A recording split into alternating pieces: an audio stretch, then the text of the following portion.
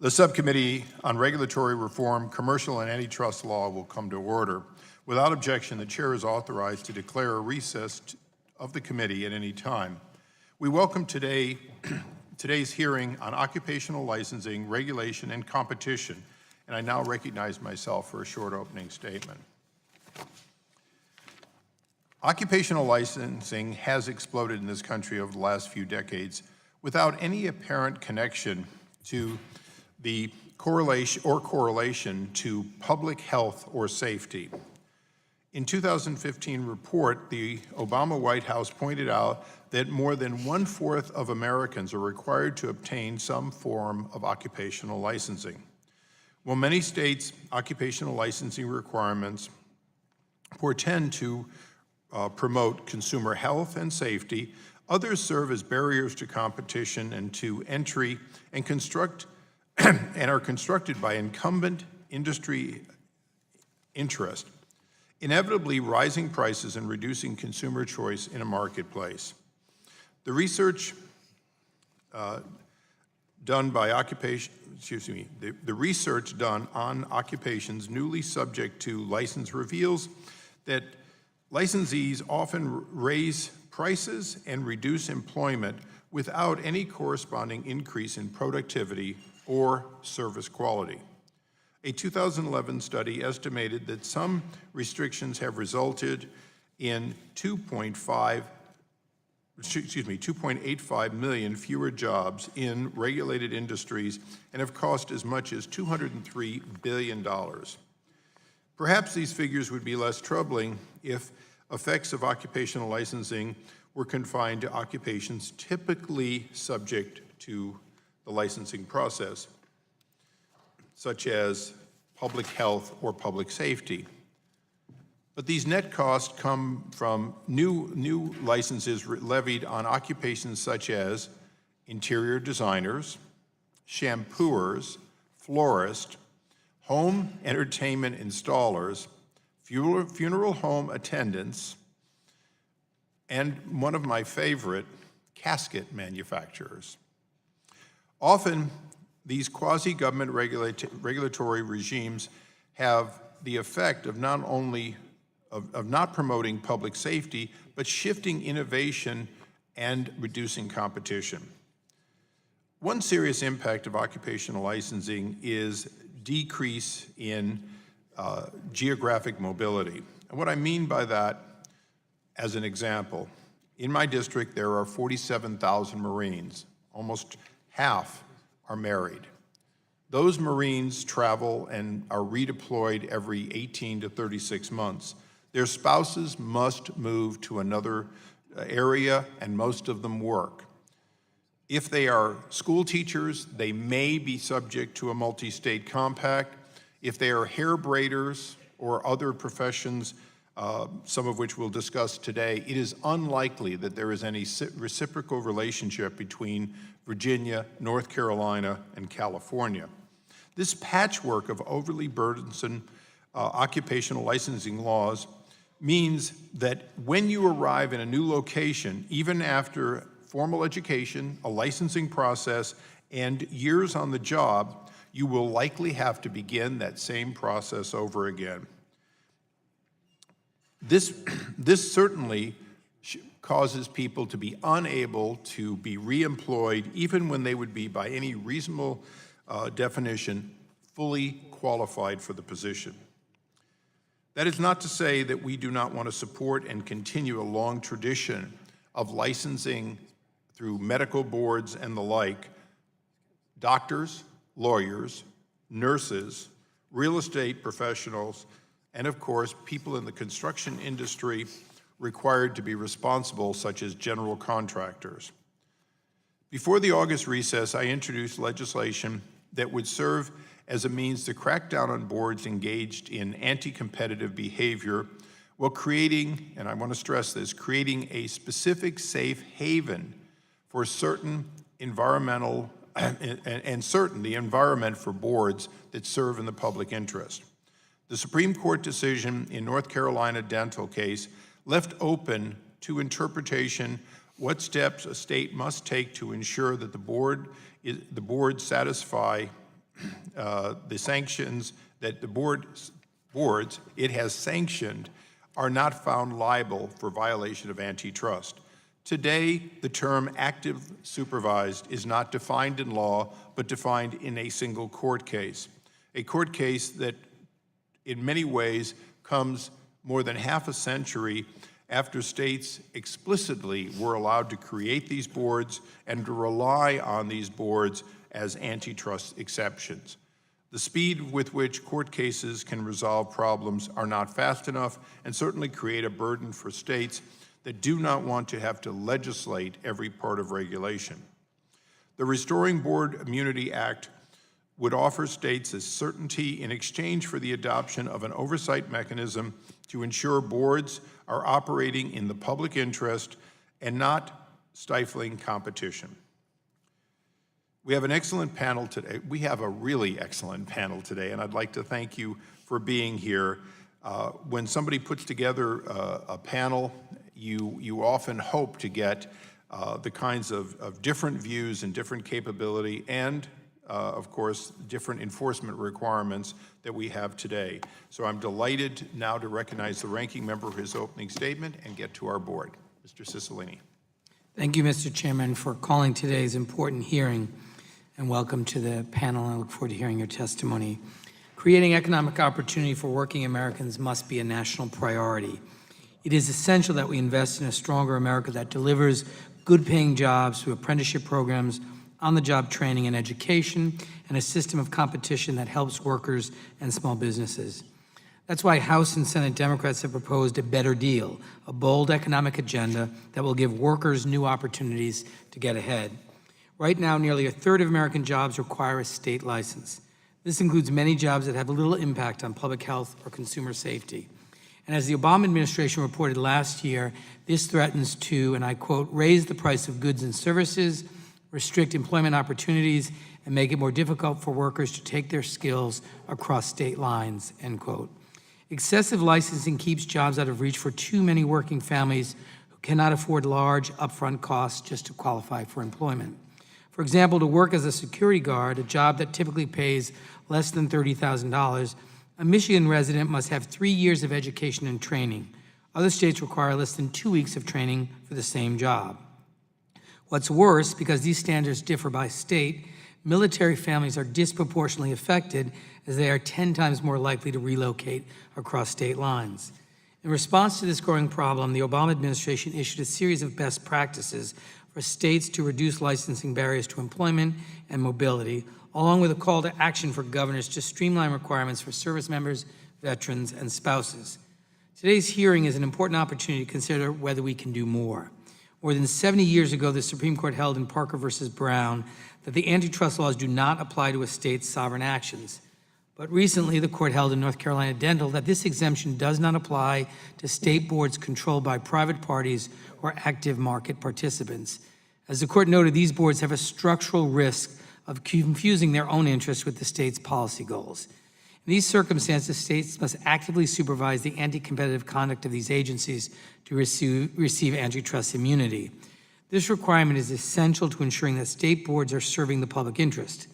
I look forward to hearing whether Congress should have a role in clarifying this standard. And with that, I thank the chairman for calling today's hearing. And again, with our esteemed panel of witnesses, thank you for your participation today, and I yield back the balance of my time. I thank the gentleman. We now recognize the chairman of the full committee, Mr. Goodlatte of Virginia, for his opening remarks.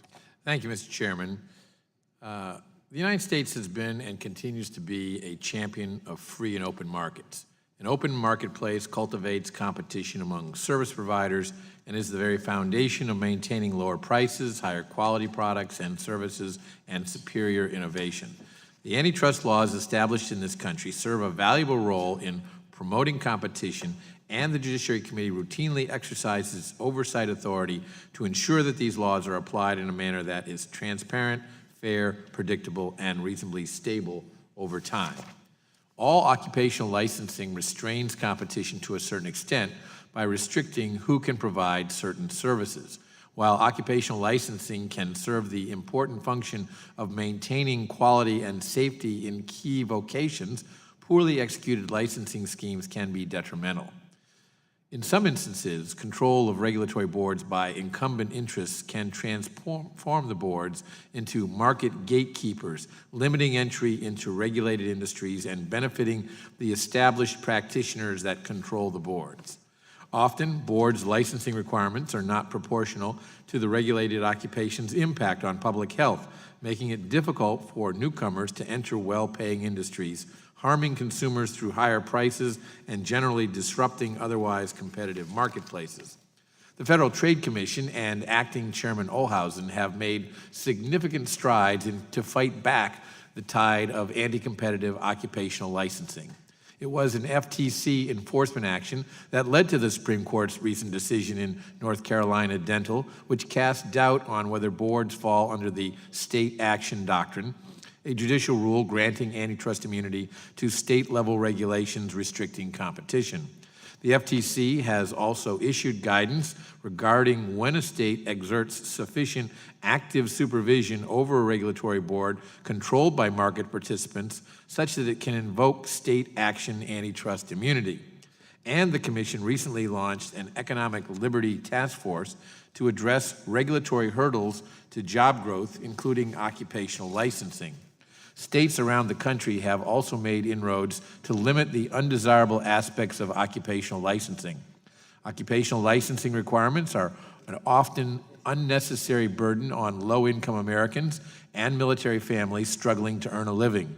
During the most recent legislative session in Arizona, State Representative Jeff Wenninger sponsored a bill that allows individuals with household incomes below 200% of the federal poverty line to obtain an occupational license without paying the accompanying fee. A similar bill passed in Florida this year. Finally, Congressman Issa recently introduced the Restoring Board Immunity Act to address two major problems related to occupational licensing boards. One, the costs associated with onerous and arbitrary occupational licensing, and two, the potential that the threat of monetary damages under federal antitrust law may chill the willingness of worthy individuals to serve as board members and officers. Today's hearing will help inform the committee regarding the recent proliferation in occupational licensing, the impact of the Supreme Court's decision in North Carolina Dental, and potential legislation to address concerns in this important area. I look forward to hearing the witnesses' views on these and how these issues and how the FTC, Congress, and the states can work together to address the anti-competitive impacts arising from significant growth in occupational licensing. Today's testimony will help the committee gain a better understanding of the seriousness of these issues and how they might be addressed. And I am pleased to welcome all of the issues here today, the witnesses here today, and especially Commissioner Olhausen, who has done great service on the FTC. I want to thank you all for your participation. Look forward to your testimony. Thank you, Mr. Chairman. Thank you, Mr. Chairman. We now recognize the ranking member for unanimous consent. Yes. I ask unanimous consent that the opening statement of the ranking member, Mr. Conyers, be introduced into the record. Without objection, so ordered.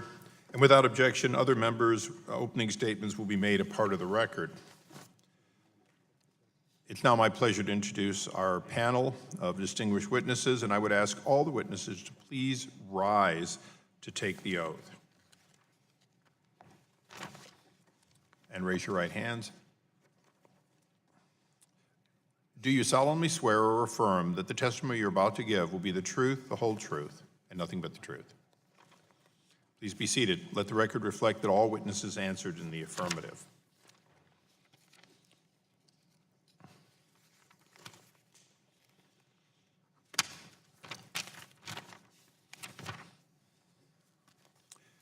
It's now my pleasure to introduce, as the chairman just did, the distinguished acting chairwoman of the Federal Trade Commission, Ms. Maureen Olhausen, who has done great work for a long time, and this is not her first trip here, but we appreciate your return.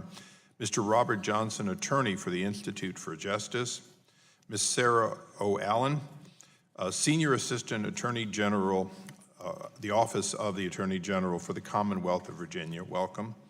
And Ms. Rebecca Allensworth, Professor of Law at Vanderbilt School.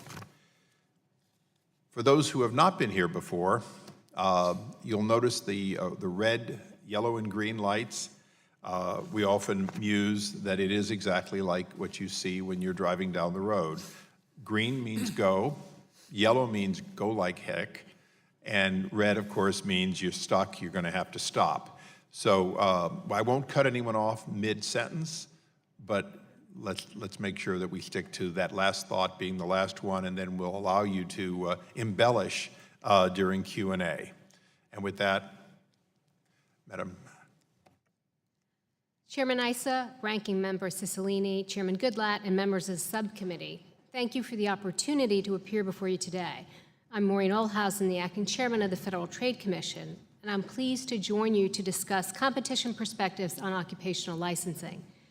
This has long been a significant area of interest for the Commission, and as demonstrated by H.R. 3446, the Restoring Board Immunity, or RBI Act of 2017, it's of interest to Congress as well. Competition is the cornerstone of America's economy. When sellers compete, consumers benefit from lower prices, higher quality products and services, and greater innovation. In furtherance of that national policy, the FTC grants the Commission the FTC Act grants the Commission broad enforcement authority regarding both competition and consumer protection matters in most sectors of the economy. The FTC has a long history with occupational licensing and state boards from both a policy and an enforcement perspective. The Commission and its staff have submitted hundreds of comments and amicus curiae briefs to state and self-regulatory entities on issues related to the intersection of antitrust and competition law and policy and occupational licensing. In these comments, we provide a helpful analytical framework for state legislatures when considering occupational licensing. In particular, we advise policymakers to consider 5 key factors. First, implement licensing only when legitimate health and safety issues or other public policy purposes justify doing so. Second, adopt licensing that will not have adverse effects on competition and consumers. Third, only consider licensing that will yield other countervailing consumer benefits outweighing the costs of foregone competition. Fourth, narrowly tailor regulations to minimize the loss to competition. And fifth, always ask if there are less restrictive alternatives. Elements of the proposed RBI Act are consistent with this framework and share similar pro-competitive goals. By following this guidance, lawmakers can better avoid adopting rules that interfere unnecessarily with an otherwise competitive marketplace. Although the FTC typically relies on competition advocacy to discourage potentially anti-competitive occupational licensing and regulations, the Commission sometimes invokes its enforcement authority to challenge anti-competitive conduct by regulatory boards when it falls outside protected state action. For example, in 2010, the Commission challenged the North Carolina Board of Dental Examiners for issuing a series of cease and desist letters that successfully expelled low-cost, non-dental providers of tooth whitening services.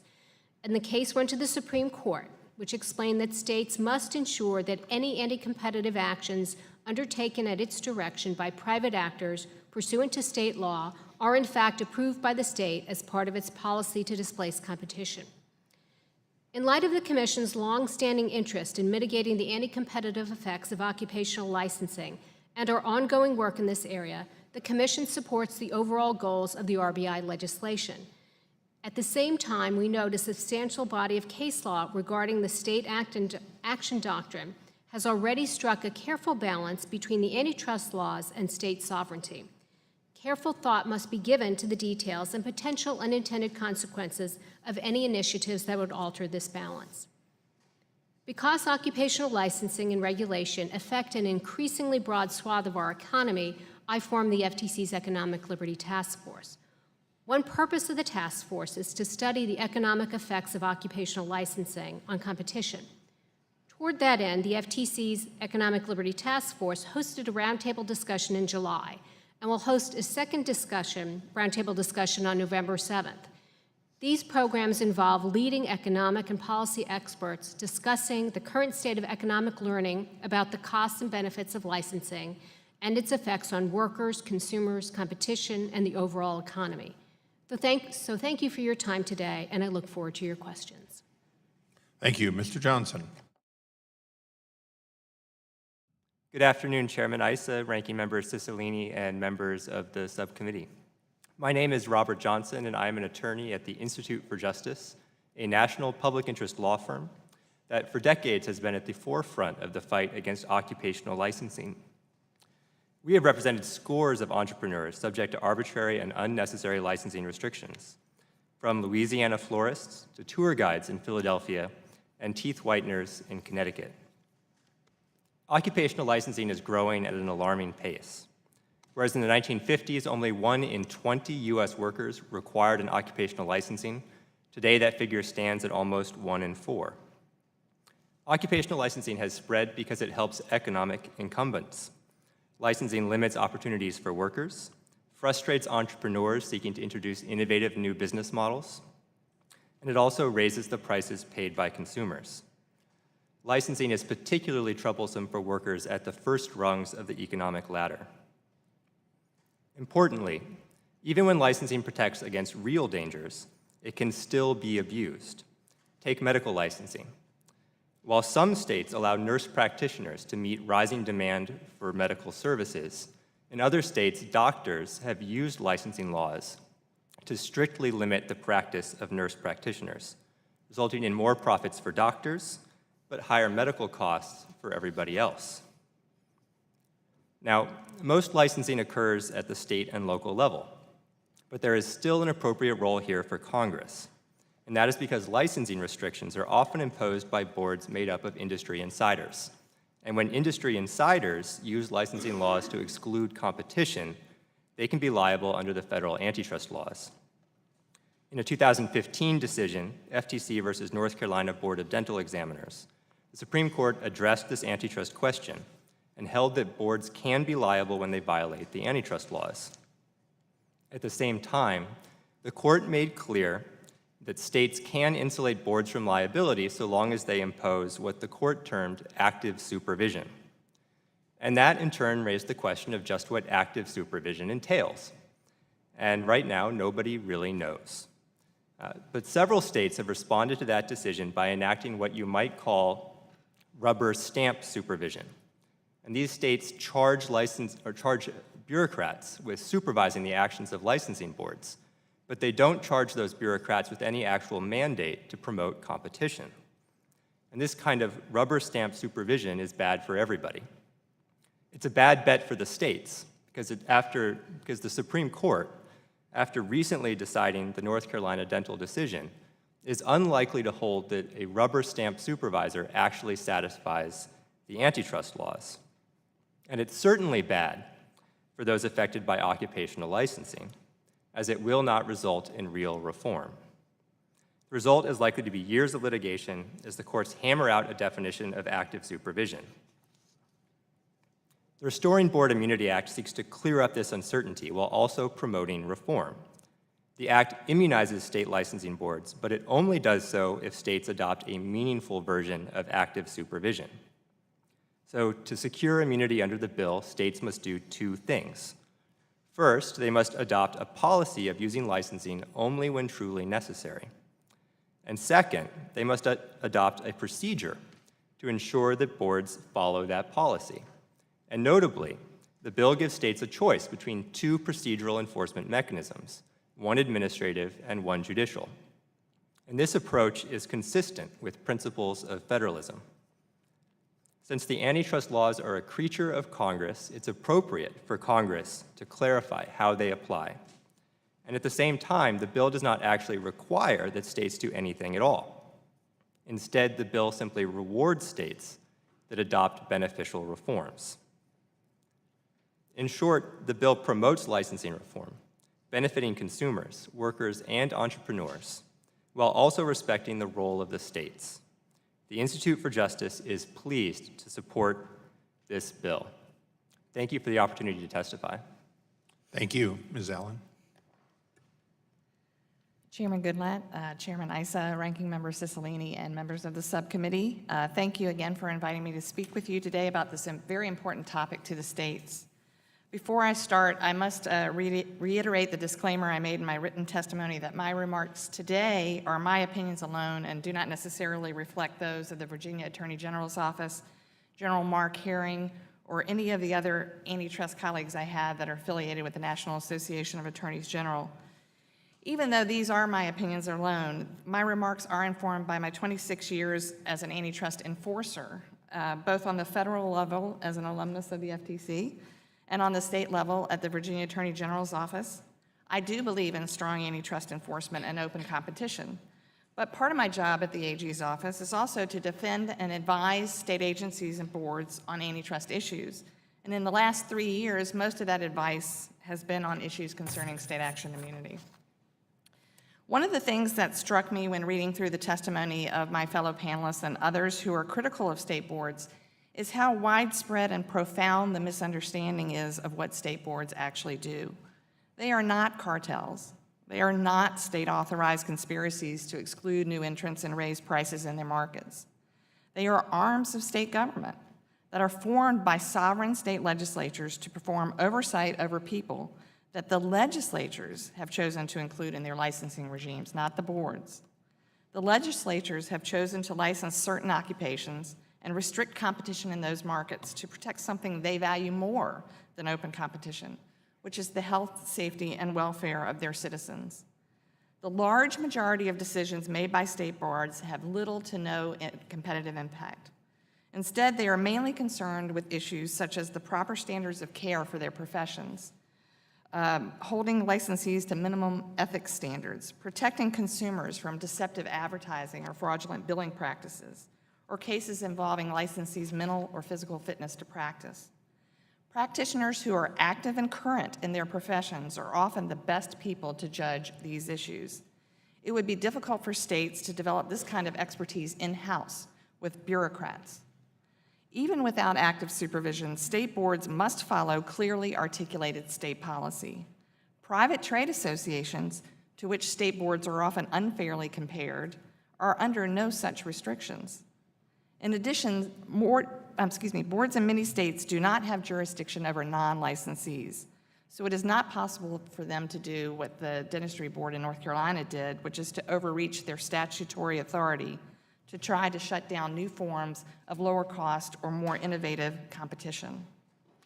And many functions boards perform, such as determining if a particular applicant is qualified to receive a license, are ministerial and do not involve any discretion on the part of the board or the individual board members. Either the applicant meets the criteria for a license or she doesn't. The licensing regime itself may restrict competition, but that decision was made by the legislature, not by the board or the individual board members. And that highlights the biggest problem with the Restoring Board Immunity Act, in my opinion. It targets the wrong actor. The state legislature is the entity that is creating boards and requiring them to be overseen by active market participants. The boards and the individual board members are taking actions for the most part that they are statutorily obligated to take. If Congress wants state legislatures to engage in regulatory reforms to reduce the number of professions they license or to regulate them in less restrictive ways, then the boards are not the proper entities to defend the competitively restrictive decisions they did not make. And they certainly should not be on the hook for potential treble damage liability for these decisions. These cases should be for declaratory or injunctive relief only, and the board and its members should be immunized from damages liability. In the aftermath of the incidental decision requiring active supervision for antitrust immunity and the flurry of antitrust cases filed against boards and board members since the decision, it is getting difficult for states to find qualified people to serve on these boards. The potential for being sued for treble damages and the inability of many states to indemnify them for constitutional reasons has caused some board members to resign and many more practitioners to refuse to serve. And I'm running out of time, but I wanted to wrap up by saying that the board would require huge revisions to states' legal codes and create an unfunded federal mandate to establish an umbrella state agency for active supervision. The act would also cause an arguable separation of powers problem by having an active supervisor in the executive branch or a state judge in the judicial branch overseeing the legislative branch. So at the end of the day, I think the act is really unworkable for states to implement, and so they will not be engaging in the regulatory reform that Congress would like to encourage them to do. And I thank you for inviting me to speak here today. Thank you. Professor? Thank you, Chairman Issa, Ranking Member Cicilline, Chairman Goodlatte, Ranking Member Conyers, and members of the subcommittee for the opportunity to testify today. The case against excessive occupational licensing has been made for decades by libertarians who see it as an infringement on individual liberty. We have someone here on the panel today that would fit that description. By progressives who see licensing as yet another way to privilege high-status groups while leaving immigrants, racial minorities, and ex-offenders out of the labor market. And of course, by conservatives who see licensing as just more governmental red tape, keeping markets from operating freely and fairly. Yet in the half-century since licensing first came under fire, it has only proliferated. Nearly a third of Americans need a state license to work, and the licensed professions have swelled to include hair braiders, casket sellers, and floral designers. How can it be that excessive occupational licensing has survived, even thrived, in this environment of bipartisan support for reform? The answer is the regulatory institution targeted by this bill that we are discussing today, the state-level Occupational Licensing Board. Almost a third of our workforce is regulated by a constellation of over 1,700 state boards, each so small and so politically irrelevant as to be invisible. My research has shown that nearly all of them, over 85%, are required by statute to be dominated by currently licensed working professionals. That's right, these boards are formed by law as cartels. So here you'll see where my perspective differs sharply from Ms. Allen's, and I'll pause to say, what is a cartel? A cartel is a group of competitors who get together, set the terms of entry into their profession or the things that they sell, determine what the kinds of competition will be allowed, what other kinds of competition won't be allowed. And that perfectly describes a state occupational licensing board. It's basically totally non-governmental. In 2015, the Supreme Court finally recognized these boards for what they are, not arms of the states, but combinations of competitors. Until North Carolina Dental, it was widely believed that boards enjoyed a legal loophole that allowed them to operate without oversight from the states and without federal accountability for their anti-competitive practices. But in 2015, the Supreme Court decided that boards must bow to either state control or federal antitrust lawsuits. It is this legal development that provides new hope for meaningful reform. The introduction of this bill represents a promising effort in that direction. It offers states a carrot, a new way to immunize their licensing boards from the Sherman Act, if they adopt a policy of creating only efficient licensing laws, and then either create an Office of Supervision of Occupational Boards or create a cause of action allowing individuals to sue to invalidate any licensing laws that do not conform to that policy of efficiency. Of course, states also have the option of doing nothing and rolling the dice with the court's existing state action doctrine.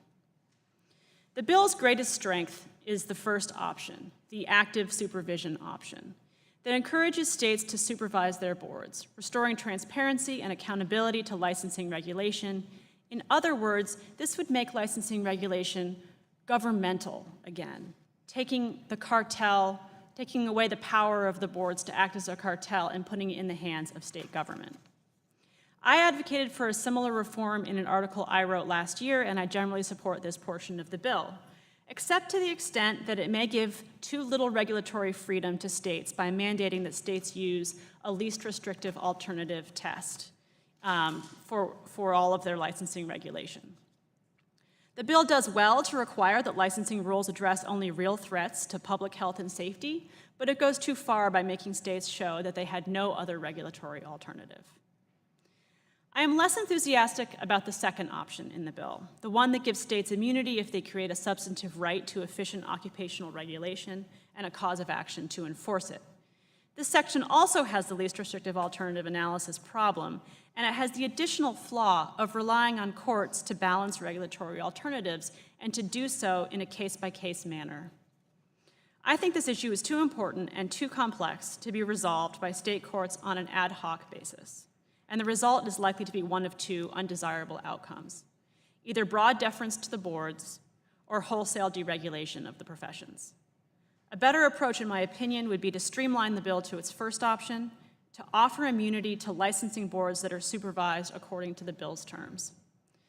Thanks again for this opportunity to speak to you about this bill, and I look forward to your questions.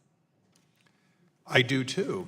I do find it interesting that a former clerk for Anthony Kennedy and a former, I guess, researcher for Elizabeth Warren when she was at Harvard are on each side of you, Ms. Allen. I know you're in good company and feel that your left and your right is properly covered. I'm going to try and focus on Virginia for just a moment. Virginia is one of the states that had hair braiding regulated, and the legislature was lobbied in Virginia by the hair salon industry to make sure that if you want to be a hair braider, you had to be a hair salon. So although I hear what you say, the state of Virginia, for a period of time, based on a board / inside, and you called it, these were government entities, took the advice and elevated simple hair braiding to a cartel of essentially of a much higher level. You had to have a facility, you had to have the right chair, you had to have the right water, you had to have everything to braid hair. Now, during Governor McDonald's period of time, it was gotten rid of because it showed no public, I forget the exact language, evidence of public harm to get rid of it.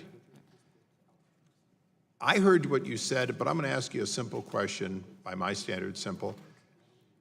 You mentioned and somewhat derided trade associations, but trade associations are fully covered by the antitrust laws. They live in terror that 2 of their board members will say the wrong thing in a meeting.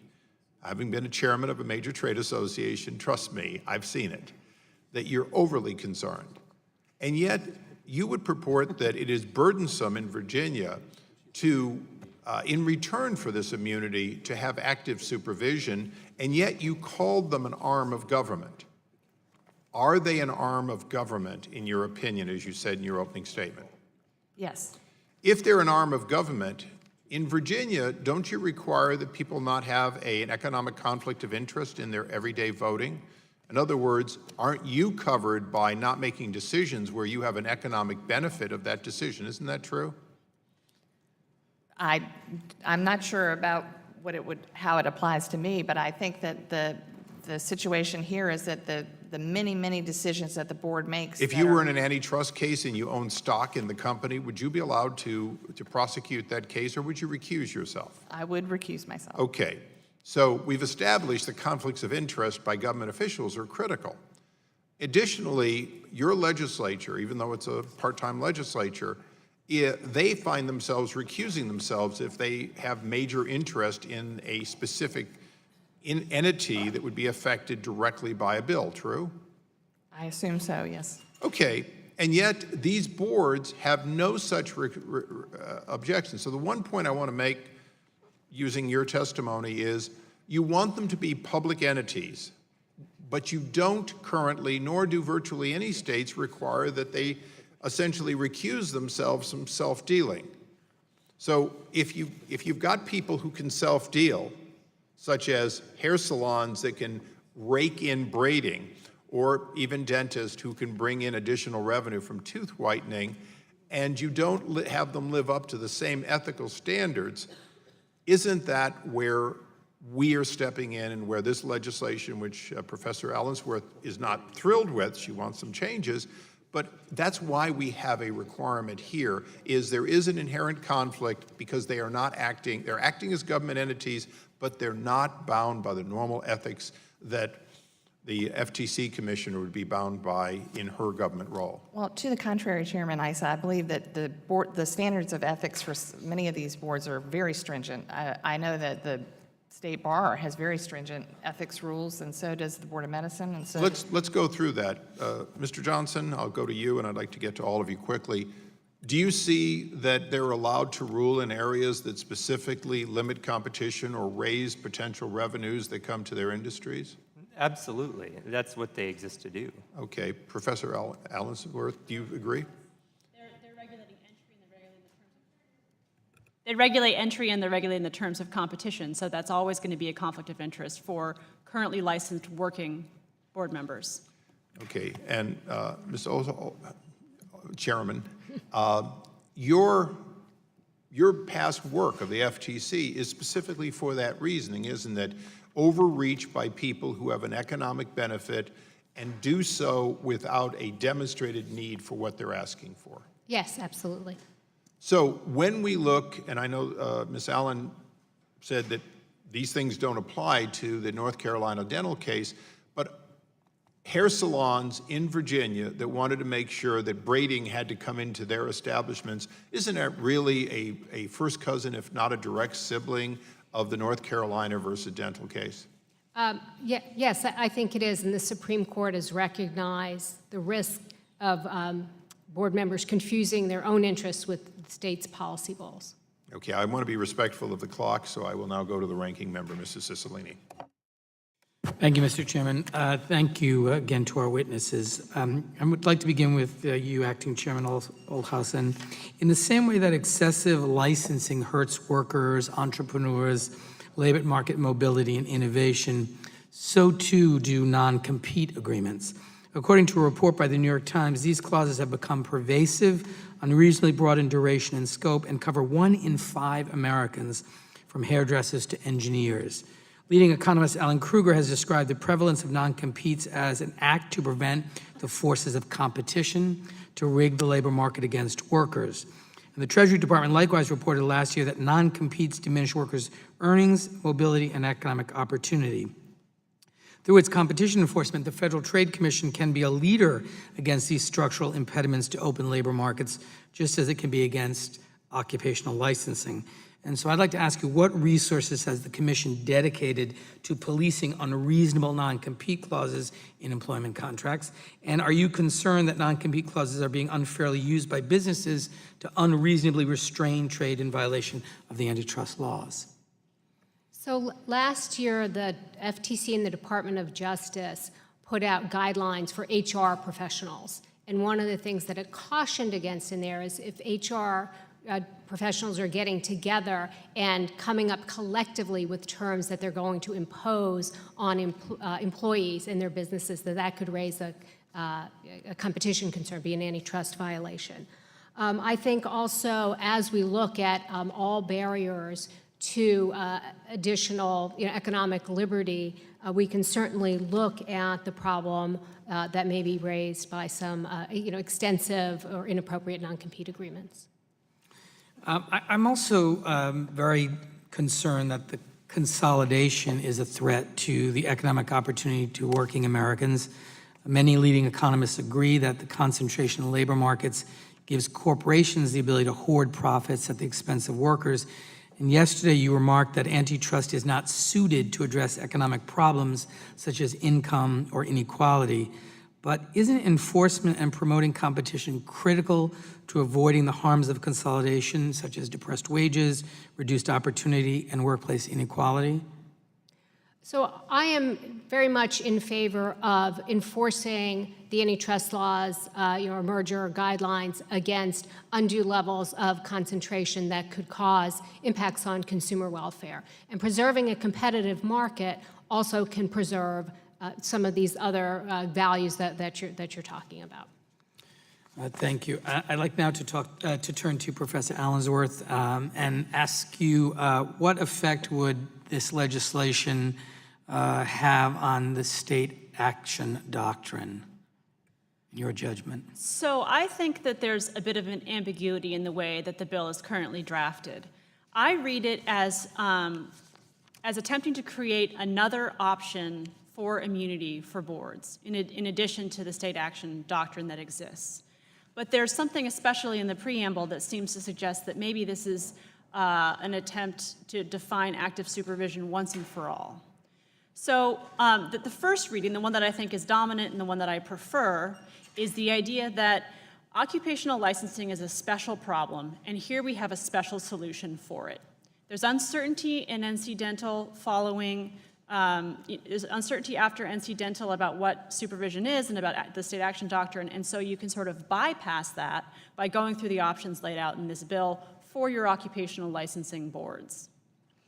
I think that that's a more natural reading of the bill the way it's written because, you know, state action doctrine applies to all kinds of state regulation, liquor commissions, municipalities, regulated utilities, and this bill really says nothing about how states need to supervise. You know, those entities are subject to the same two-pronged test under state action doctrine involving supervision. It says nothing about that. And so it would be odd to read this bill as defining supervision for all areas of state action doctrine. But I do think that it would maybe worth clarifying, if that's the intent of the drafters, that that's what this bill does. So in other words, I think it would leave state action doctrine as it is. And your recommendation is that the first part of the legislation that provides those two prongs is sufficient. It's the second part that raises concerns. My hesitation about the judicial review option? Yeah. Yeah, that's the one that I think if states opt for that, I think we may not see the kind of reform that the bill's aimed at. Now, the other question is it better than the status quo? So the status quo is antitrust liability for boards. That's case-by-case judicial resolution of these problems, too. So what I'm talking about is writing on a blank slate. I like the idea of giving this option that will really encourage supervision. I think that's the better way to go. As to whether or not this bill, with its two options, including the one that I think is a little bit weaker, is better or worse than what we have, it's a closer call for me. Thank you. Would the gentleman yield for a Of course. I'm intrigued by this, so let me just, one follow-up question to Mr. Cicilline. So, summarizing, it doesn't go far enough because it leaves a little too much in the way of loopholes. You'd like it to be tougher, is that a fair statement? On what it takes to qualify for immunity? I think it's possible to characterize the lawsuit option as a loophole because I worry that courts would under-enforce the kinds of objectives that are laid out in the bill. So yes, I think a way to make it tougher, it's actually sort of addition by subtraction, is to get rid of that second lawsuit option. Because I think that the real problem with licensing is who does it. Right now, it's boards that I see as cartels. Who do I want to do it? The state. I want the state to take governmental responsibility for the regulation they create. Thank you. So just reclaim my time, so that I understand your testimony. So your recommendation, your testimony is if the bill had those two components that made it clear that the state was going to engage in the supervision, that by itself is preferable to the bill with the second piece with respect to judicial review. That's right. Thank you. I yield back. Thank you. We now go to the chairman of the full committee, the gentleman from Virginia, Mr. Goodlatte. Thank you, Mr. Chairman. Commissioner Olhausen, I'd like to get your thoughts on that, but I'll just make it a wider question, and that is, how would this bill impact your efforts with respect to occupational licensing, both from advocacy and enforcement perspectives? And do you agree with Professor Allensworth's suggestion that we remove that provision related to the option? I think the bill would give us additional opportunities for advocacy as states decided whether to adopt these provisions and to go through this process that the bill provides. It would give the FTC an opportunity to weigh in on, whether we thought that where they were drawing the lines was good for consumers. Regarding our enforcement, I think it depends on whether the bill is an additional option for states or whether it defines the field of what is active supervision.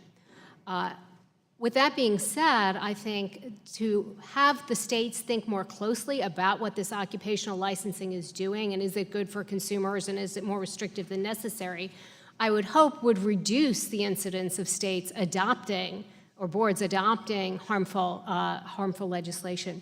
As for the issue of parts 1 and part 2 of the bill, I don't actually have an opinion on that.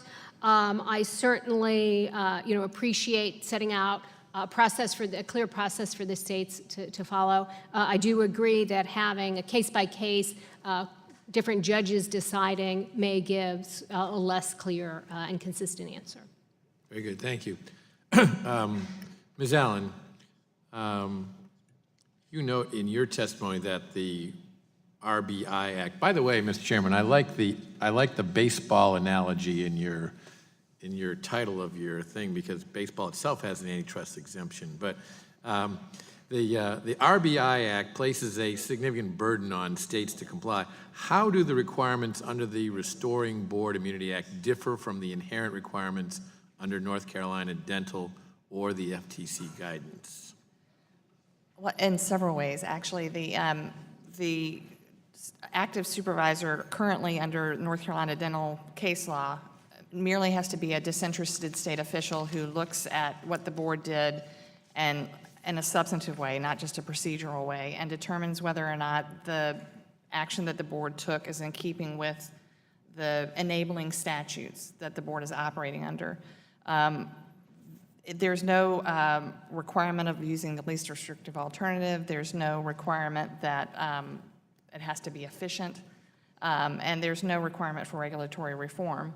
If you go the judicial route, a review route, the burden shifts quite substantially from the plaintiff to prove that there was an antitrust violation to the board to defend a decision that they didn't make. The legislature is the one that restricted competition. The board was following what the legislature instructed them to do. So I think it quite substantially puts a burden on the states that's different and more than what they have to do now to comply with NC Dental.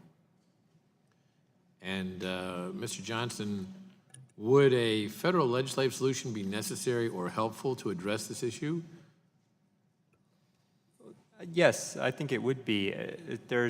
We're in a situation right now where there is a great deal of uncertainty as to what active supervision means. And I think that certainly Ms. Allen has suggested that the bar posed by the active supervision requirement is quite low and that the states can meet it quite easily. On the other hand, that requirement may turn out to be much higher, and I think it probably will turn out to be much higher. But that uncertainty is going to create cost. It's going to give rise to litigation. And however it's decided ultimately by the courts, may be a good result or a bad result. What we have here is an opportunity to eliminate the need for those costs, to eliminate the need for that litigation, and to assure off the bat that what is achieved is a good result and a result that actually advances the cause of occupational licensing reform. And that's what the bill tries to do. So you like this bill. Do you think this bill should go further? Do you envision other bills that you would like better? What's your overall take on what needs to be done to address this creeping regulatory effect of state licensing, which obviously has grown, and I quite frankly think the need for it hasn't been justified by the amount of growth we've seen? Well, this is obviously an area where there are sensitive federalism concerns. This is an area of regulation that historically has been one that's overseen by the states. This bill, I think, is sensitive to those concerns because it proceeds from the sort of foundation of the antitrust laws, which I think are a sort of recognized role, where there's a recognized role for the federal government. Could Congress go further and explore other types of approaches to occupational licensing? I think it certainly could and be an interesting conversation to have. But the federalism issues that would then start to arise would be interesting and substantial and would require a lot of attention. So you'd be happy with this for now? Absolutely, as a first step. Okay, good. Thank you, Mr. Chairman. Thank you, Mr. Chairman. We now go to the gentleman from more or less Oakland, California, Mr. Swalwell. Thank you, Mr. Issa, and I just want to, before we begin, wish well my colleague Hank Johnson and others who were in Irma's path, their constituents, as well as Ms. Handel, that we are for them and will do anything in a united way in Congress to help them. So with that, I wanted to ask Ms. Allen, with respect to indemnification, it's my understanding that in some states, you're not allowed to indemnify board members for damage liability associated with antitrust actions in which board members are specifically named as the antitrust defendant. But my fear is that this would be a perversion of the antitrust laws if counsel for an individual seeking a license or an individual subject to a disciplinary proceeding could contact an individual board member in such states and then threaten them with treble damages liability under the North Carolina dental case, if they did not refrain from acting against that person's client's interest? Should there be a more straight way to remove this threat of individual damage liability? And I guess I'm speaking specifically to the RBI Act and what your thoughts are on that. And I guess just thinking, I went to law school, passed the bar exam, appreciate the great work that the California Bar Association does, and these are volunteers. The board members, at least in the law, usually don't get paid, and you just want to protect against, I would think, them from being personally liable, unless you can show, that they're acting, maliciously. So I'd be interested in your thoughts on that. Absolutely. There has been a flurry of lawsuits that have been filed against boards since the North Carolina dental decision, and the majority of those lawsuits have also sued the individual board members for treble damage liability under the antitrust laws. And some states are able to indemnify board members, many states are not. They're constitutionally prohibited from indemnifying them over a certain amount of money. And it's been a problem. In Florida, the chairman and a couple of other members of the podiatry board have resigned because of this. Many other people in their professions are refusing to serve because of this problem. And boards can't add active supervision to themselves. They have to wait till the legislature does it for them.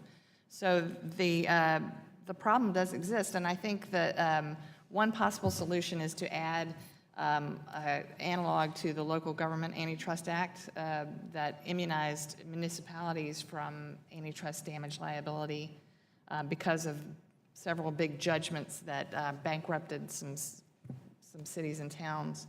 Do you fear that if they were not indemnified from treble damages, that the costs would be passed along either to the practitioners or, because I don't know who would serve without some sort of, protection, and that would require, an insurance policy, and someone would have to pay for it. Right.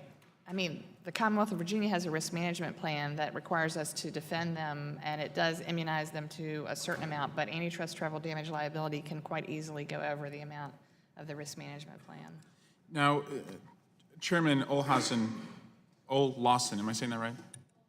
Olhausen, Daryl Issa and I are the founders and co-chairs of the Sharing Economy Caucus, and I was interested in your testimony about how smartphones have allowed the development of new ways for consumers to use transportation services, particularly Uber and Lyft are the most widespread platforms. You note that some jurisdictions have pursued regulatory approaches that would impede the development of new services, often without putting forth evidence of a legitimate consumer protection justification. Could you share some examples of the services targeted and the approaches that you've seen used? So the FTC has filed competition advocacy comments on some of these concerns. So we filed comments on regulations, I believe it was in Michigan and New York and I think Washington, D.C., on allowing these kinds of new forms of sharing services to exist for consumers. With that being said, we certainly are also alert to, are there any consumer protection issues that regulation should address? But opening it up to competition, certainly we're in favor of. Sure. And so are we. If the gentleman would yield. I would yield. I liked your line of questioning. I'd only share a question with you.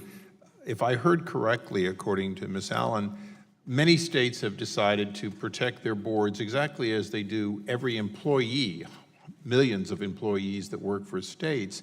When they make a decision to have someone do something on behalf of the government and then decide not to treat them like employees for the purpose, wouldn't you say that was a decision that each state makes? Sure, and reclaim my time, and I certainly respect that, and I think what you're looking for is probably when people go outside the scope of employment, if that is the relationship that they have. If you go outside the scope of employment, then you're not covered as a state employee, and then you probably wouldn't be covered on one of these boards. But no, fair point. Yeah. I thank the gentleman. It's a good line of questioning. With that, I believe the next in line is the gentlelady from the air and water-torn state of Georgia, Ms. Handel. Thank you very much, Mr. Chairman, and thank you to my colleague from California for your good wishes for everything in Georgia. We still have quite a number of people without power, including our own Congressman Collins here, so he does come with his own power, believe me, I know. Thank you very much to the witnesses for being here. I am a former Secretary of State, and as such, in that role, I oversaw some 40 licensing boards. So this is, even though I'm new, this is a very interesting piece of legislation for me. So one thing I would like to get at is for Chairman Olhausen, as you sent out the guidance on the active supervision, what was the response to that, and sort of has there been any action taken specifically? What have you heard from secretaries of state that may have these licensing boards up under them? So we had a very productive dialogue with the state AGs and other officials about trying to give them the guidance that they were seeking post North Carolina dental. So the response has been positive on it. As for what the states have done, we're actually conducting a survey right now to look at what every state who's taken an action, which states have taken an action, and what they've done in response to the North Carolina dental case. Do you know if secretaries of state have been rolled into that, or has it just been the attorneys general? I'm not sure, but I could look behind me to my, yes, secretaries of state? In different states, different actors are taking it on. Okay. Right, so different states do it differently. Some AGs, some state legislatures. Okay, great. As I know for myself, I took a very active role in what was happening with the licensing boards, and I will say, you know, there are some boards that are really, really good, and they come at it with the right perspective for what they're trying to do. And it is true that the boards, they can only do what they're legislatively directed and instructed to do. With that said, some did very much, to your point, wander into what I would call attempts to barrier to entry, and I always took that very, very seriously. So, Professor Ellsworth, what more do you think needs to be done in this piece of legislation to make sure that we have as open and free market possible out there? Well, I think the first goal of the legislation is to increase clarity for states. I think that's really, really important. And I think once states know the lay of the land, as made clear by this statute, then they will be able to balance the competitive costs of regulation themselves. I do think that licensing has gone too far. I think that there's lots of occupations that we license that shouldn't be licensed at all. And I also think that occupations we do license, like medicine, get regulated in a way that's inefficient. And I think that all goes back down to who's doing that regulation. And so I think I like this bill because it addresses what I think the real problem is, which is that regulatory infrastructure.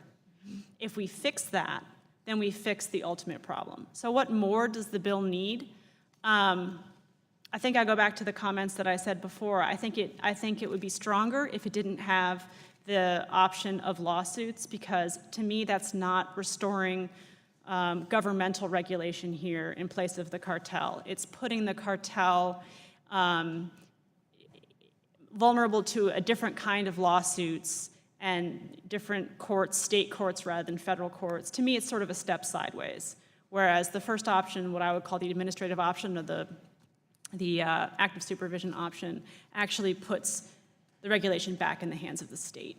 And that will result in somewhat, it's never going to be perfect, you're going to have capture, you're going to have regulatory inefficiencies, but it's going to make it better, in my opinion.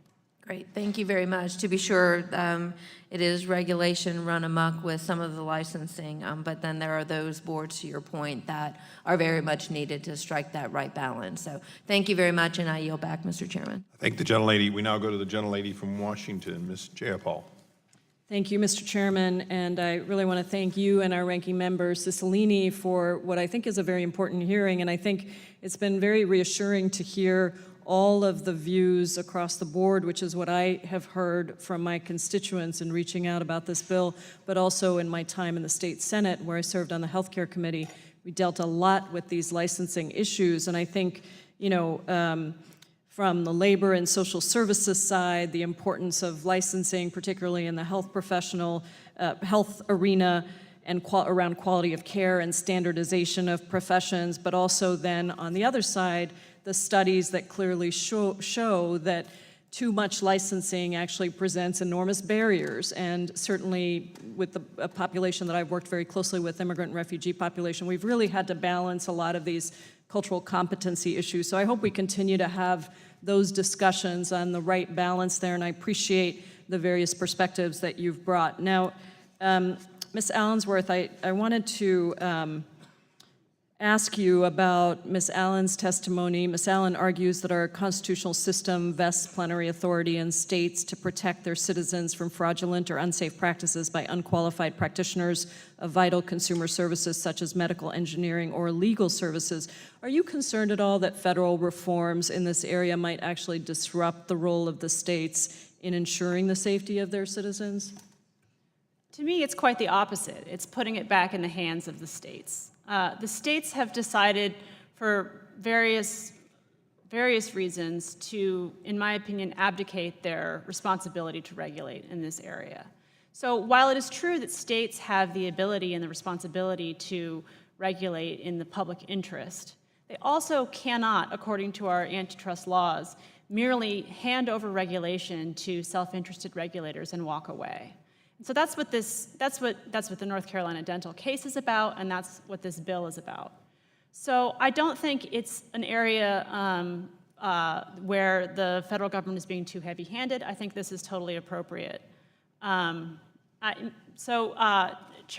Goodlatte said something about how maybe this was, more effort than it was really worth, and I just wanted to say I think federal interest in this is really appropriate. So we're talking about almost a third of American workers. That's how many people were covered by unions in the maximum level of unionization going back decades. I don't think that we would be debating about whether or not the federal government has a role in regulating how unions operate. I think it's a totally appropriate thing, and it covers, today unions cover many, many fewer than these boards cover. Well, that's interesting perspective, and it leads to the next question I was going to ask you, which is, in light of the North Carolina dental case, does it in any way minimize the role for the federal government? Because one could argue that you do have that case, you do have regulation that's been set forth, essentially deriving from that case. Do you feel that the federal government why do you feel that the federal government has such a strong role to play here? So the federal government back in 1890 created the Sherman Act, and so they are very involved in regulating competition going back, 120 years ago. And then in 1942, 43, I believe it was, they came up with this doctrine of immunity. And now, to me, this is another piece of legislation in that line. That 43 was not a piece of legislation. That was, to be sure, an interpretation of the Sherman Act. But I don't think it's displacing the court's opinion. I think it's rather taking an opportunity to come back and say, this is what we mean, at least as far as it concerns occupational licensing, this sort of specific problem that has cropped up. Thank you. That makes sense. Mr. Johnson, Ms. Allen argues in her written testimony that states are best suited to determine how to best structure their governments and economics in order to protect their citizens. How do you respond to that concern? Well, I think the concern and the reason that the antitrust laws come into play here is that these decisions about what to regulate and how are not being made by the states. They're being made by boards that are charged by the states with regulating their own industries. And that brings up huge problems where the members of these industries are acting as gatekeepers to competition for their own industry. Certainly the state legislature lays out a licensing law where they say, for instance, dentists have to be licensed. But then the question becomes, well, does the practice of dentistry include teeth whitening? And the people who get to decide that under the current system are dentists. And of course, in state after state after state, they say, well, teeth whitening is dentistry. even though there's no health or safety justification for excluding unlicensed teeth whiteners. And the only reason is to ensure that dentists can make greater profits. So, absolutely, yes, this is an area where, there's a role for the states and for the federal government. But the problem right now is that this is an area where regulation has been given to, sorry. Thank you. I appreciate that. And again, glad we're having this hearing. Yield back. Thank you very much. Let me next recognize the gentleman from Georgia. Thank you, Madam Chair. I appreciate it. This is an interesting hearing. I think it's one that, as you first look at it, it makes, I think this committee, the subcommittee in particular, has a lot more issues of jurisdiction, especially Ms. Olhausen, from what we've talked about before. In not just this arena, I think this is a good opening to talk about it, but there's a lot more from hearings that we could have on truly national issues I think that I would like to see moving forward here. I just have some interesting comments, because being on the state legislator level, having a former Secretary of State, this is an interesting, because you talk to active supervision. If we define it in this, and the bill I think takes a stab at that, but several things that have come out, sort of this rubber stamp authorization, if they do it, and also this fact of, sort of the antithesis here is the dental and the teeth whitening, hair braiding. And in Georgia, you can be a hair braider if you have 2 hours of community or CLE that are business practices, industry trends. I mean, what does that mean? Reading a magazine? I mean, and what is the health? Why would a state do that? And even my own state of Georgia does this. But it's interesting. Where I want to concentrate for a second is the majority of these state boards are required by state statute to be comprised of a majority of currently licensed professionals active in the very profession the board regulates. So most states are doing it this way. It brings to a question, it's open up, this is free for all. To determine active supervision, we have a Secretary of State in some instances, but in the state of Georgia, on the very website, it says, we do not have any input into the decisions made by these boards.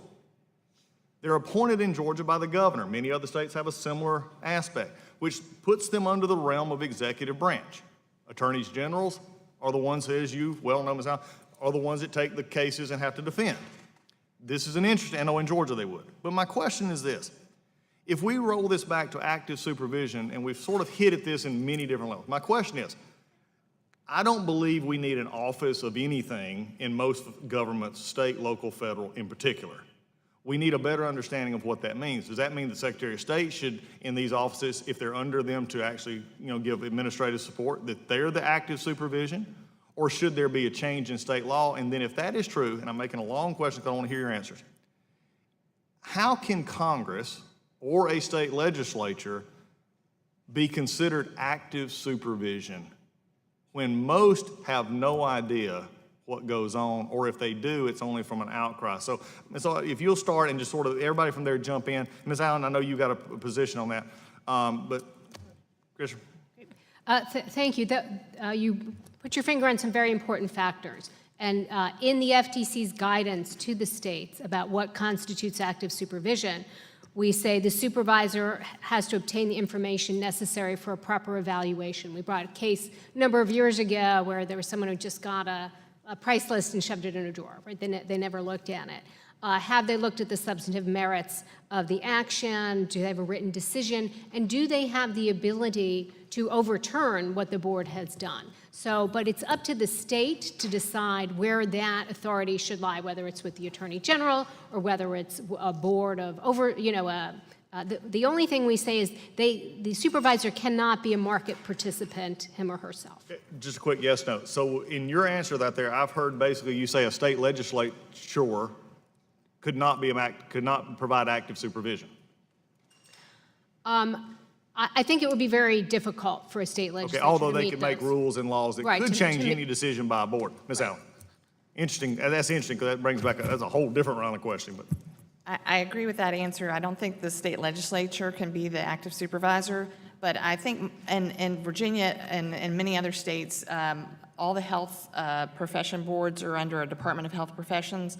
All the other non-health boards are under a Department of Professional Occupational Regulation.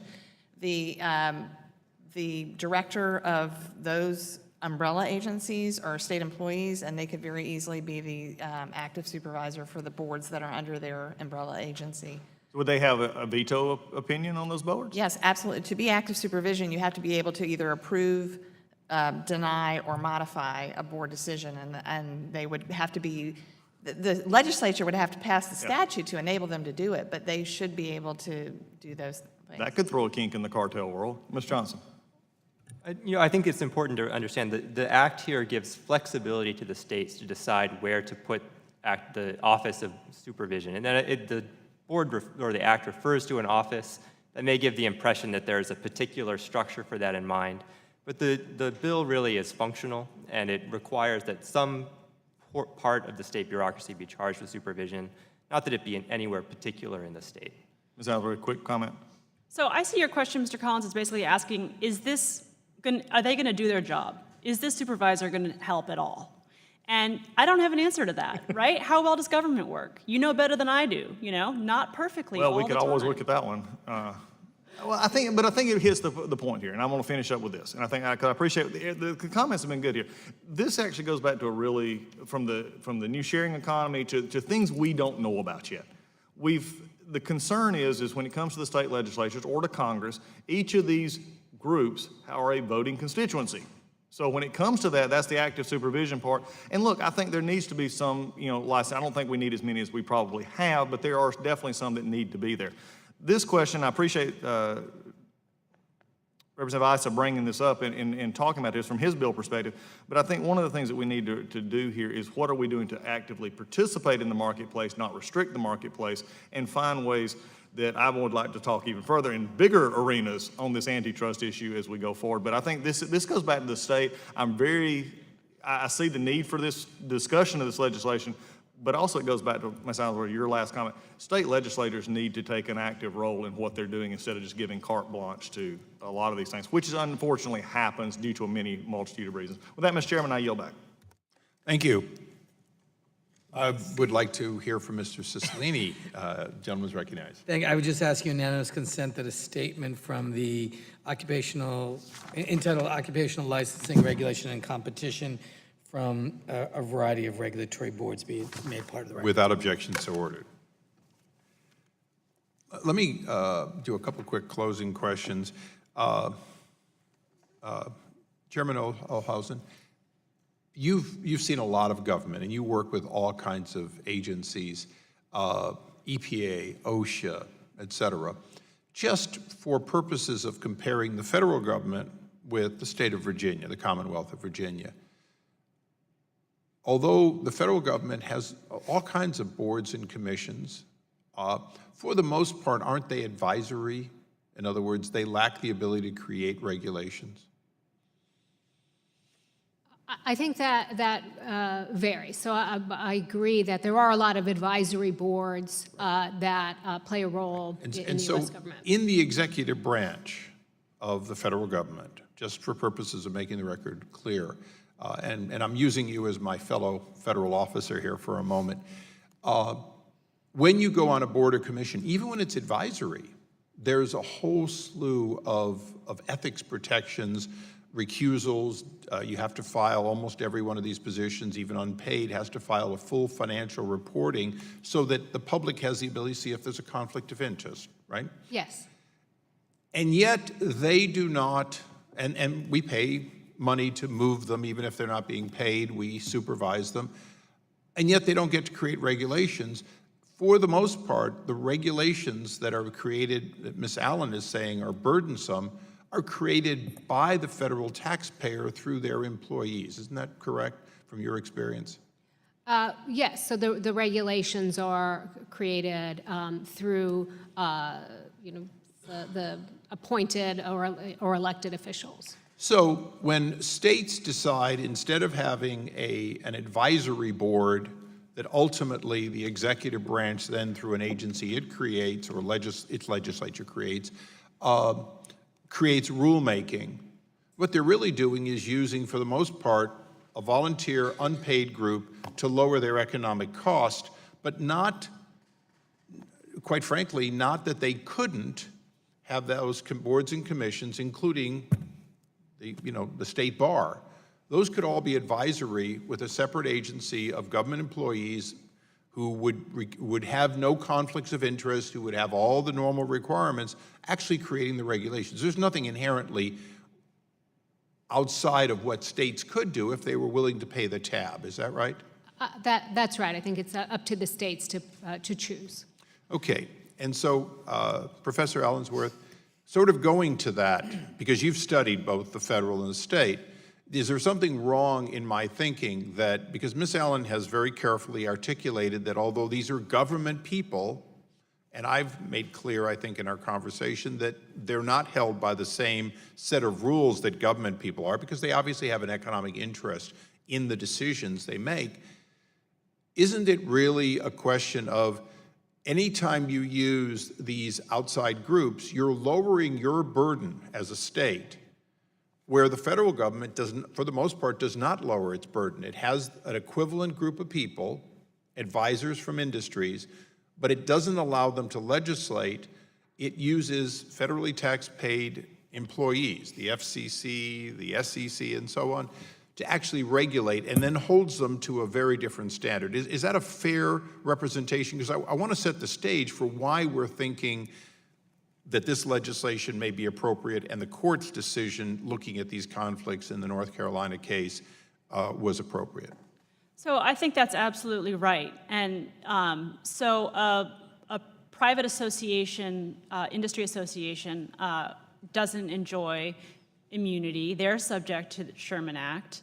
And they can have an opinion. They can involve themselves in a rulemaking. We know that they do, and sometimes they can be very influential on what the federal government does.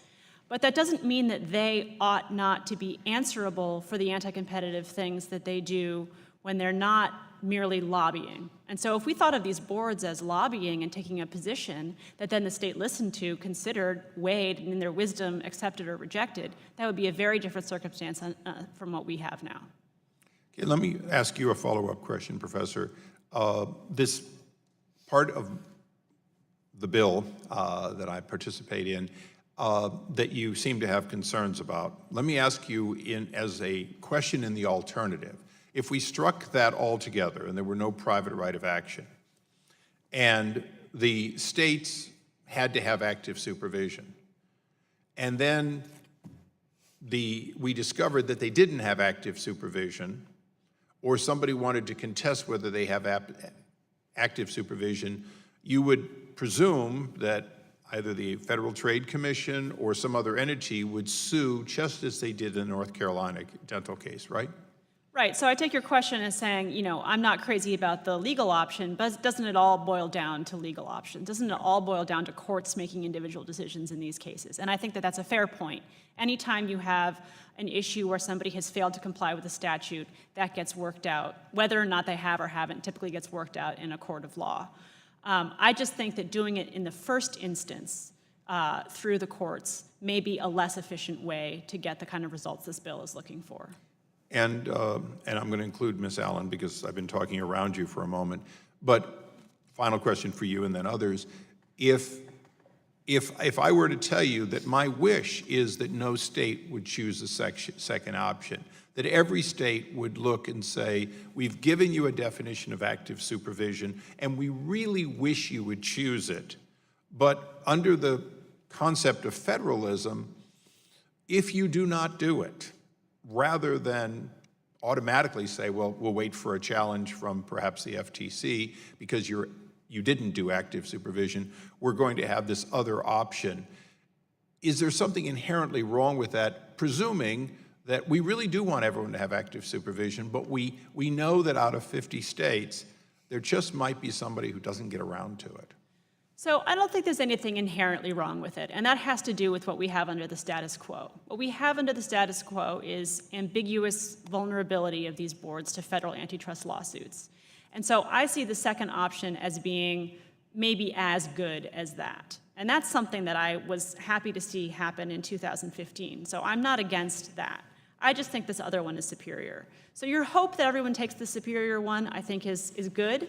I also think that they're more likely to take it. The states are not going to want to hand over control of their boards to their judiciary. They're probably going to want to keep it within the executive realm. Nobody's going to want to be on a board that's in that situation, particularly if they're in a state that doesn't fully indemnify them.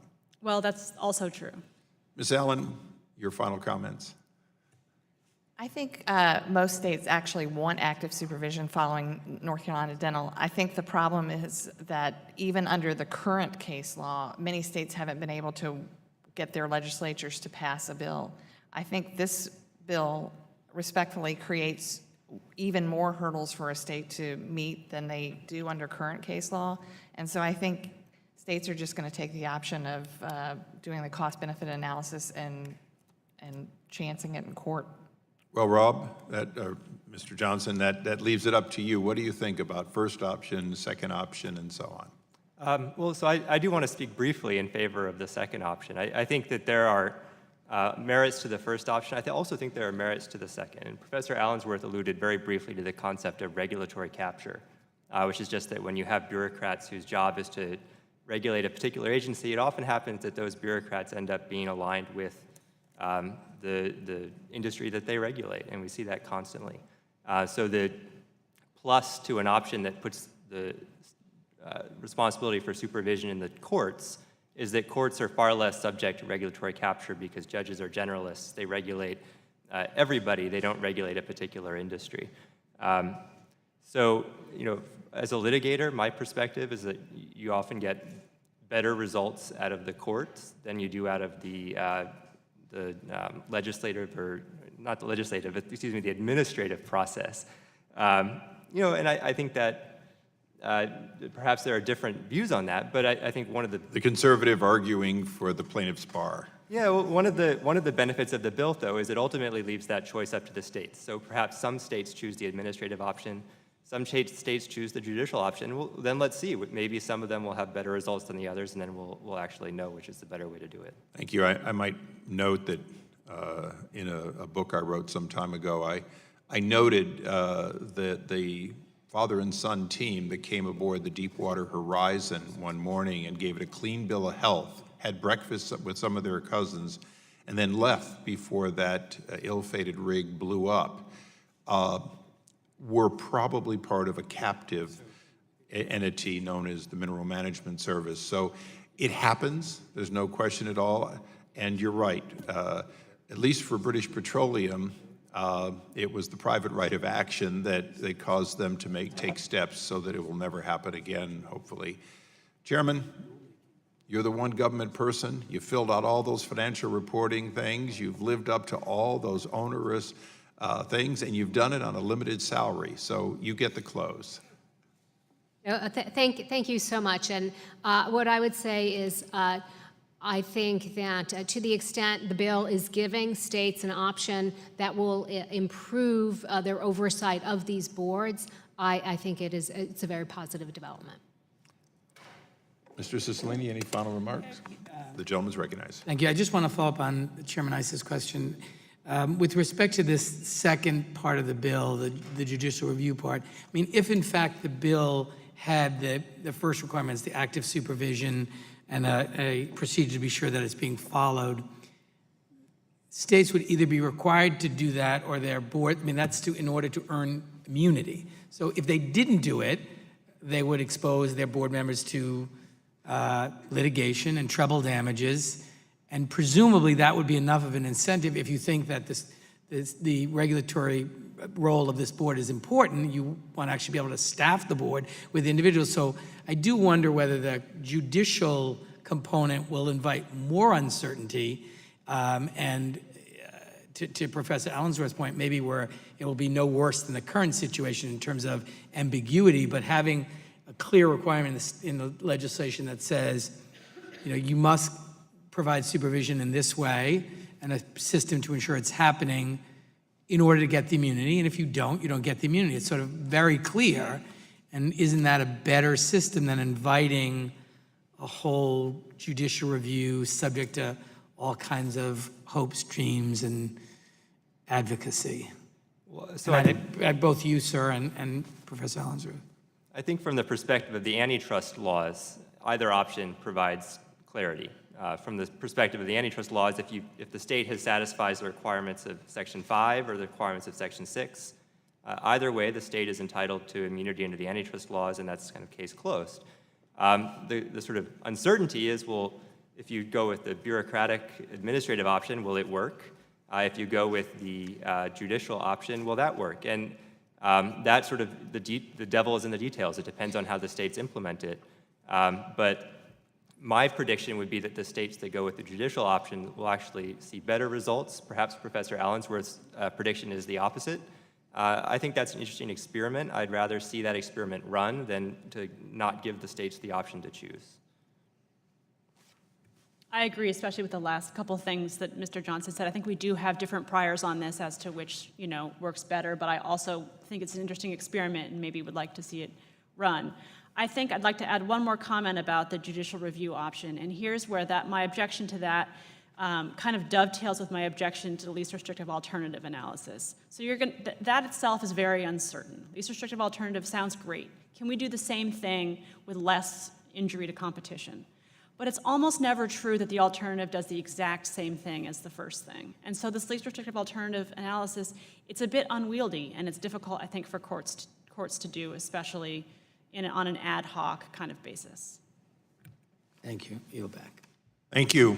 To be continued, what I heard today was you'd all like legislation, perhaps some less, but I think even for Ms. Allen, I didn't hear that the status quo is delightful in the current environment. So recognizing that I think I have 3 who like the legislation, at least partially, and 1 who would like legislation, but perhaps not this legislation, I look forward to getting Mr. Cicilline onto this bill with such modifications as may be necessary to get his buy-in. And with that, we stand adjourned.